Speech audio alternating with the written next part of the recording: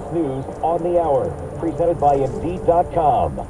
I'm Deborah Rodriguez. The pandemic-era Title 42 is gone. Restrictions that allowed officials to turn back migrants at the southern border expired at midnight. The new concern? What to do about an expected onslaught of people crossing over. Correspondent Manuel Bojorquez asked U.S. Border Patrol Chief Raul Ortiz. What's your biggest concern going forward? Making sure that our agents are safe out there, making sure those communities are safe, and making sure that we respond to those migrants that are in distress. I'm Cammie McCormick. Secretary for Homeland Security Alejandro Mayorkas said the Biden administration has planned for this for more than a year. People are going to see our plan take hold.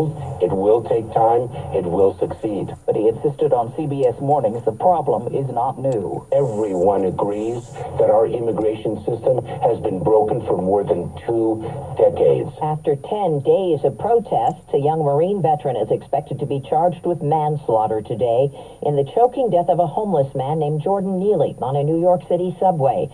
Lennon Edwards is an attorney for the Neely family. Jordan's story could be anybody else's family member, anybody else's loved one. Witnesses say Neely had been harassing riders. Officials say he struggled with mental illness for years. He was black, his killer white. Police say they've arrested one of 2 men who cut a hole in a fence and broke out of the Philadelphia Corrections Facility last week. U.S. Marshal Robert Clark says they spotted Nasser Grant leaving a home dressed as a Muslim woman. He got into a vehicle, we found that vehicle, and a felony vehicle stop was conducted. At that time, Grant was taken into custody without incident. The other suspect, who's accused in 4 murders, is still out there. Congressional leaders were supposed to meet with President Biden again today to discuss the debt ceiling and possible default, but they postponed until next week. Correspondent Scott McFarland. Growing number of Democrats saying maybe the president just unilaterally tests the law, invokes the 14th Amendment, and unilaterally raises the debt ceiling without Congress doing so. It would be unprecedented, it would be unpredictable, but it would give not only President Biden leverage, but it might help avert some of the damage to the economy. In the Middle East, a funeral for a Palestinian militant killed by Israeli forces this week. At least 31 Palestinians, including women and children, have been killed in the past 3 days of fighting.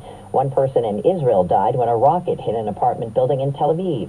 Egypt's trying to cement a ceasefire. And Tom Brady's returning to the Patriots, not to play, but for big thanks at the home opener in September. This is CBS News. Well, that's today's news.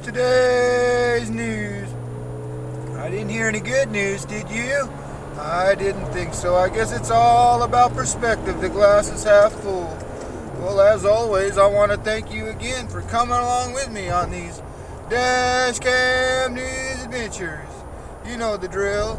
Peace, love, and all that hippie jazz. Bye-bye, everybody.